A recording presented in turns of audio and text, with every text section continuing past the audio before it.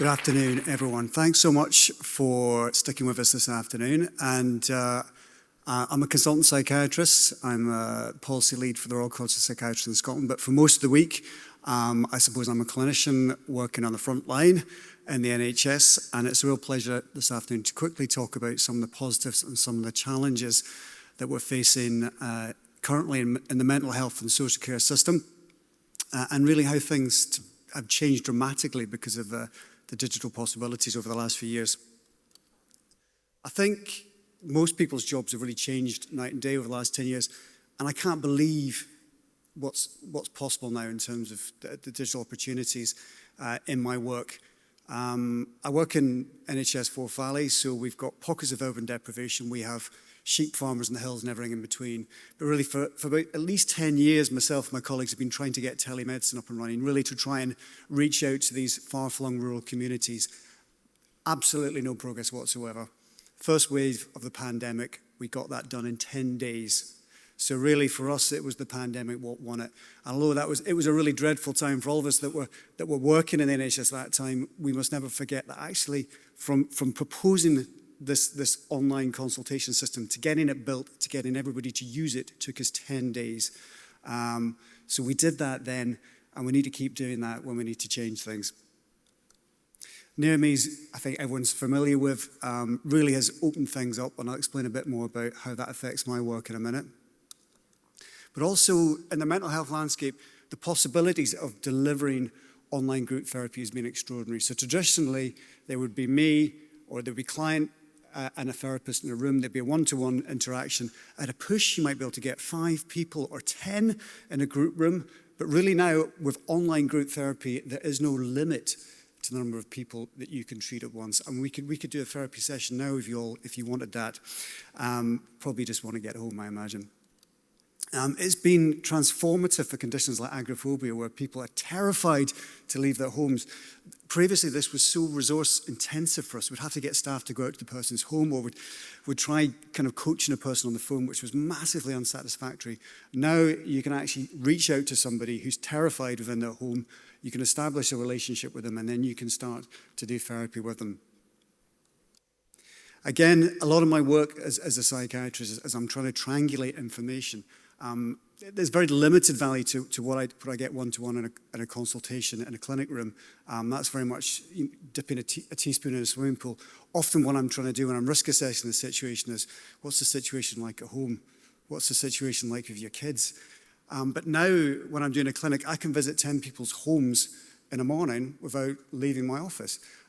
It's so helpful that actually often you get a much better assessment if you say to the person, can I turn on your smartphone, walk around the house, see how things are looking. Really helps get a much richer assessment than you would do with a traditional clinic consultation. Hallelujah. We've been able to roll out some evidence-based therapies. Again, for at least 10 years, myself and most psychiatrists in Scotland have been really shouting as loud as we could that we commission things like cognitive behavioral therapy, which teaches you ways to change how you think and feel and behave in situations. It never seemed to land on a primary care level when we said we should be running these groups on a rolling basis in each and every community across Scotland. But now we've got these fantastic apps. Try Daylight is for really any type of anxiety. You get it on your phone for free, and the more you do it, the more it gives you. Sleep.io, again, teaches cognitive behavioral therapy for insomnia. And whatever your mental health related condition, the first thing I'm going to do when I'm trying to get you better is to get you a good night's sleep. You know, there's a reason why lots of regimes around the world use sleep deprivation as a way of psychologically breaking people, because it's so darned effective. So, you know, when you're trying to get people better or improve the mental well-being of a nation, CBT for insomnia is where to start. And now, really, we shouldn't be prescribing any long-term sleeping tablets across Scotland. And just imagine the staggering implications that's going to have on our prescribing budgets. Like everyone in the NHS and mental health services, we try desperately to be patient-centred and try and understand the views of the people we're trying to help. For as long as I can remember, we've been leaving feedback boxes like this outside our clinics, and they look like that, maybe with a few more bits of chewing gum in them. But then, you know, come Near Me, the advent of Near Me, we were able to build in the Care 5 feedback form, which is really, it's applicable for anybody, whether you've got dementia or eating disorders or learning disabilities, or you're a child or you're an adult. It's palatable to all those populations. And an anonymous feedback form pops up at the end of our Near Me consultations in NHS Forth Valley.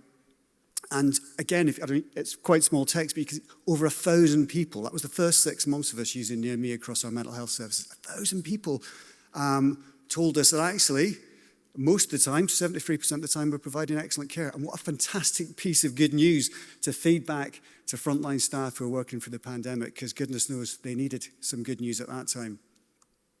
So that's the positives. What's the downsides? Well, we all know that there's never enough money, and it particularly feels that way just now. So mental health services, like all of the NHS, there's more money going in on paper, but demand, expectation, healthcare inflation, most mental health systems across the country are looking at some form of contraction just now, which makes it really difficult to find free resources to invest in digital solutions. Also, we need data, we need to report that our systems are working, we need to build the evidence base. Particularly in mental health, our systems seem to be really, really, really badly designed so that we can harvest meaningful data from them. And that means that we're having to spend our most valuable resource, our clinicians' time, harvesting this data by hand. And again, you can do it. You can run your system that way. You could get these two people to run your pub. They'd probably pull you a pint, but it's arguably not the best use of their skills, and it's certainly not the cheapest way of running your hostelry. Working in the health and social care system, we know that for a small country, we've got a phenomenally fragmented system. Just within my health board area, I've got one health board. I work for 2 integrated joint boards. They map onto 3 councils. Nobody's IT systems talk to each other. That's just within one health board area. Good luck if a patient moves to another part of Scotland as well. We know that our patients in psychiatry often do live quite complicated lives. They move around the country. None of the systems talk to each other, and because of that, patients fall through the gap.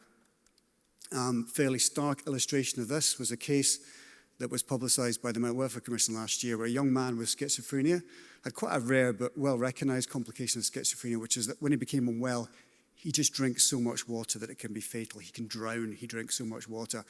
So that was well known in Health Board A, where he presented 2 out of hours, and just for a change, they didn't have enough beds, so he was moved 50 miles to the next health board.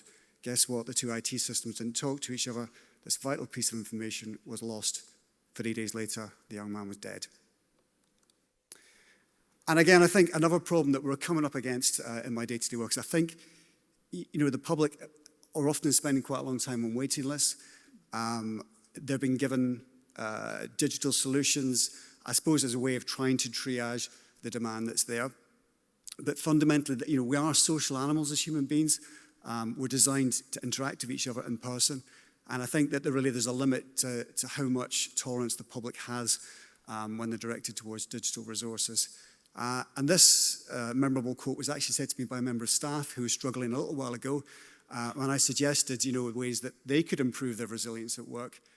So we also need to remember as well that there's a tolerance level of our staff as well in terms of how much digital stuff they can tolerate. So here we are. We're in a really interesting place. Development's happening all around. I can't believe how much things have changed in my work over the last 5 years. It is interesting that we're in the middle of an election campaign just now. How few people are talking about mental well-being. Arguably, what is the point of a government apart from to make its citizens feel as good as possible about their journey through their time on this rock? But actually, it's really positive in Scotland. We are talking about mental well-being. There is a mental well-being strategy that we're trying to implement. What I would ask as a psychiatrist is that I would echo the BMA's call that actually we use the legislative drivers in Scotland that we do have, if we can, to legislate so that any new IT system that we commission has to be compatible, has to speak to the ones that are there already.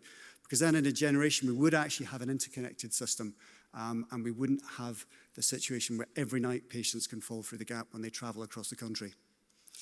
I think, again, we can learn from the fantastic example of the Sleep.io and the Try Daylight apps, where we've really looked at the evidence base and we've identified where's the best science, what works for the most people so we get the biggest bang for our buck, and then we use the purchasing power of ourselves as a nation to buy it once and once for Scotland. We have a huge demand for people who are curious as to whether they experience autistic traits or adult ADHD. Again, rather than the traditional way of working, which would be to try and see these people and they spend years on a waiting list for a diagnosis and then no treatment, why don't we commission things at scale so actually no matter where you are across Scotland, you can start to access help and support so that really you can help yourself. You can start to learn to live with how you are and how you interact with the world. And really that's what we're trying to do across the whole of the NHS just now, is we're trying to move from a reactive system to a preventative system.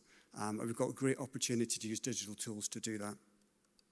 And if we do that, then really we'll be in a position where we can use the precious resource we do have, which is our staff, which is never going to be enough, to really focus much more away from well-being, but on illness, and in terms of really focus the resources we have on the most ill and disabled people in Scotland today. And then we really would be practicing realistic psychiatry, and we really would be achieving realistic medicine, which is what we all hope to achieve every day. Thank you very much.